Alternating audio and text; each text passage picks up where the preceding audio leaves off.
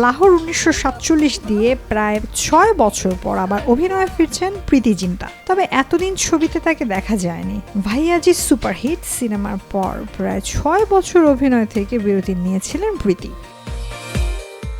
এই বিরতি প্রসঙ্গে তিনি বলেন, আমি আর সিনেমা করতে চাইনি, ব্যবসা ও ব্যক্তিগত জীবনের দিকে মন দিতে চেয়েছিলাম। নারীরা অভিনয় করলেও সময় যে থেমে থাকে না এটা অনেকেই ভুলে যান। আমি ইন্ডাস্ট্রিতে কারোর সঙ্গে প্রেম করিনি, সবসময় পরিবারকে সময় দেওয়ার চেষ্টা করে এসেছি।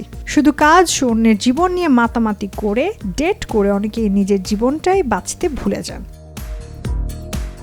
কিন্তু আমি সন্তান চেয়েছিলাম, পাশাপাশি ব্যবসাও আমার কাছে খুব গুরুত্বপূর্ণ।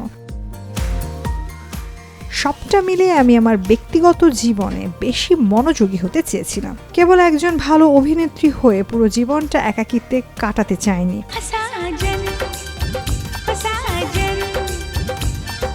প্রীতি আরও জানান, অভিনয়ে আসার আগে তিনি গত 6 বছর ধরে অনেক চিত্রনাট্য পড়েছেন, কিন্তু লাহোর 1947-এর মতো এত আকর্ষণীয় চিত্রনাট্য তিনি পাননি।